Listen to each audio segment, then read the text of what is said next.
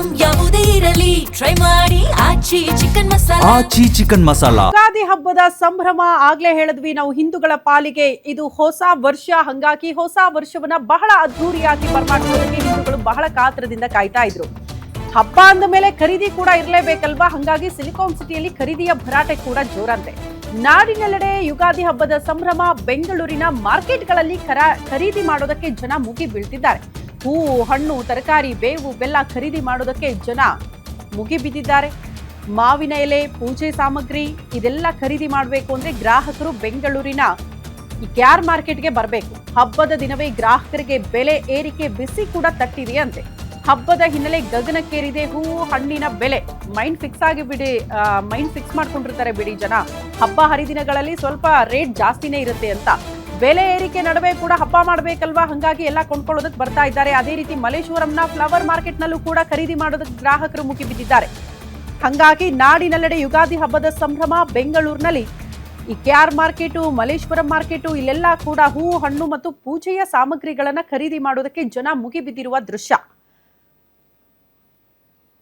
ಈ ಬಗ್ಗೆ ಮತ್ತಷ್ಟು ಡೀಟೇಲ್ಸ್ ಅನ್ನ ಪಡ್ಕೊಳ್ಳೋಣ. ಹಿರಿಯ ಪ್ರತಿನಿಧಿ ಅಜಯ್ ಕುಮಾರ್ ಕೆಆರ್ ಮಾರ್ಕೆಟ್ ಇಂದ ನೇರ ಸಂಪರ್ಕದಲ್ಲಿ ಜಾಯಿನ್ ಆಗ್ತಿದ್ದಾರೆ.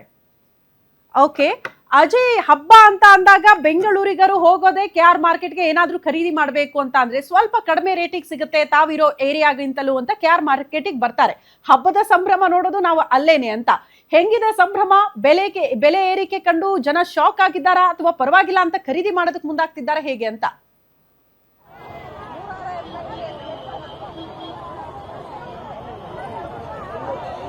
ಖಂಡಿತವಾಗ್ಲೂ ಶ್ರುತಿ, ಈಗಾಗಲೇ ಯುಗಾದಿ ಹಿನ್ನೆಲೆಯಲ್ಲಿ ಈಗಾಗಲೇ ಕೇರ್ ಮಾರ್ಕೆಟ್ ನಲ್ಲೂ ಸಾಕಷ್ಟು ಜನರು ಕೂಡ ಇರುವಂತದ್ದು. ಇನ್ನು ಪ್ರತಿ ವರ್ಷದಂತೆ ಇಲ್ಲಿ ಸಾಮಾನ್ಯವಾಗಿ ಎಲ್ಲರೂ ಕೂಡ ಬಹುತೇಕವಾಗಿ ಬೇರೆ ಬೇರೆ ತಾಲೂಕು ಮತ್ತೆ ಬೇರೆ ಬೇರೆ ಜಿಲ್ಲೆಗಳಿಂದನೂ ಕೂಡ ಇಲ್ಲಿಗೆ ವ್ಯಾಪಾರ ವಹಿವಾಟು ಕೂಡ ಬರ್ತಾರೆ. ಇನ್ನು ಬಹುತೇಕವಾಗಿ ಇಲ್ಲಿ ವ್ಯಾಪಾರ ಮಾಡುವಂತವ್ರು ಏನಿದಾರಲ್ಲ ಅವರೆಲ್ಲರೂ ಕೂಡ ತಮಿಳುನಾಡಿಂದನೂ ಕೂಡ ಬರ್ತಾರೆ. ಬೆಳಗ್ಗೆನೆ ಹೂವನ್ನ ತಗೊಂಡು ಆನಂತರ ಇಲ್ಲಿಗೆ ಬರ್ತಾರೆ. ಈಗಾಗಲೇ ಬಹುತೇಕವಾಗಿ ಕೇರ್ ಮಾರ್ಕೆಟ್ ಸಂಪೂರ್ಣವಾಗಿ ಫುಲ್ ರಶ್ ಆಗಿದೆ ಅಂತಾನೆ ಹೇಳ್ಬೋದು. ಹೇಗಾಗ ಹೂವಿನ ಬೆಲೆಯ ವಿಚಾರಕ್ಕೆ ಬರೋದಾದ್ರೆ ಹೂವು ಕೂಡ ಈಗಾಗಲೇ ಕೊಂಚ ಮಟ್ಟದ ಏರಿಕೆ ಕೂಡ ಕಾಣಿಸಿದೆ ಅಂತಾನು ಕೂಡ ಹೇಳಲಾಗ್ತಿದೆ.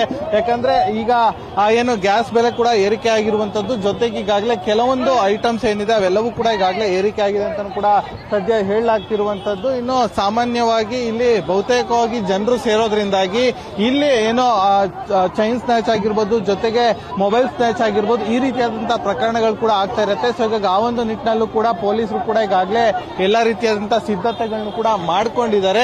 ಇನ್ನು ವ್ಯಾಪಾರ ವಹಿವಾಟನ್ನ ನೋಡ್ತಾ ಇದ್ರೆ ಇವತ್ತು ಬಹುತೇಕವಾಗಿ ಇವತ್ತು ಸಂಜೆವರೆಗೂ ಕೂಡ ಈ ಒಂದು ಕ್ರೌಡ್ ಇದೇ ರೀತಿ ಇರುತ್ತೆ ಅಂತಾನೆ ಹೇಳ್ಬೋದು. ಯಾಕಂದ್ರೆ ಪ್ರತಿ ವರ್ಷವೂ ಕೂಡ ಯಾವುದೇ ಹಬ್ಬ ಆದ್ರೂ ಕೂಡ ಇಲ್ಲಿ ಜನರು ಇದ್ದೇ ಇರ್ತಾರೆ, ವ್ಯಾಪಾರ ವಹಿವಾಟಿಗೆ ಬಂದೇ ಬರ್ತಾರೆ. ಹಣ್ಣಾಗಿರ್ಬೋದು, ತರಕಾರಿಗಳಾಗಿರ್ಬೋದು ಎಲ್ಲವೂ ಕೂಡ ತಗೊಳ್ಳೋದಕ್ಕೆ ಇಲ್ಲಿಗೆ ಬರ್ತಾನೆ ಇರ್ತಾರೆ ಜನ. ಸೊ ಹೀಗಾಗಿ ಜನರನ್ನು ಕೂಡ ಈಗಾಗಲೇ ಬಹುತೇಕವಾಗಿ ಕಂಟ್ರೋಲ್ ಅಂದ್ರೆ ಇಲ್ಲಿ ಸುಗಮವಾಗಿ ಸಂಚಾರ ಆಗ್ಬೇಕು ಅಂತಾನು ಕೂಡ ಈಗಾಗಲೇ ಟ್ರಾಫಿಕ್ ಪೊಲೀಸರು ಕೂಡ ನಿಯೋಜನೆಯನ್ನ ಮಾಡಲಾಗಿತ್ತು. ಅವರು ಕೂಡ ಈಗಾಗಲೇ ಬಹುತೇಕವಾಗಿ ಎಲ್ಲ ಗಾಡಿಗಳು ರಸ್ತೆಯಲ್ಲಿ ಇದ್ದಂತ ಗಾಡಿಗಳನ್ನು ಕೂಡ ಈಗಾಗಲೇ ತೆಗೆಸುವಂತ ಕೆಲಸಕ್ಕೂ ಕೂಡ ಮುಂದಾಗಿದ್ದಾರೆ. ಇನ್ನು ಇವತ್ತಿನ ಹಬ್ಬದ ವಾತಾವರಣದಿಂದಾಗಿ ಬಹುತೇಕವಾಗಿ ಎಲ್ಲರೂ ಕೂಡ ಈಗಾಗಲೇ ಬೆಳಗಿಂದನೂ ಅಂದ್ರೆ ಬೆಳಗ್ಗೆ ಒಂದು 5 ರಿಂದ 6 ಗಂಟೆಯಿಂದನೂ ಕೂಡ ಈಗಾಗಲೇ ಎಲ್ಲರೂ ಕೂಡ ಇಲ್ಲಿ ಏನು ವ್ಯಾಪಾರ ವಹಿವಾಟನ್ನು ಕೂಡ ಮಾಡ್ತಾ ಇದ್ದಾರೆ. ಸದ್ಯಕ್ಕೆ ಈಗಾಗಲೇ ಇಲ್ಲಿ ಯಾವುದೇ ರೀತಿಯಾದಂತ ಏನು ಟ್ರಾಫಿಕ್ ಆಗಬಾರ್ದು ಅನ್ನೋ ಒಂದು ಉದ್ದೇಶದಿಂದಾಗಿ ಎಲ್ಲ ರೀತಿಯಂತ ಸಿದ್ಧತೆಗಳನ್ನು ಕೂಡ ಮಾಡಿಕೊಳ್ಳಲಾಗಿರುವಂತದ್ದು. ಸೊ ಹೀಗಾಗಿ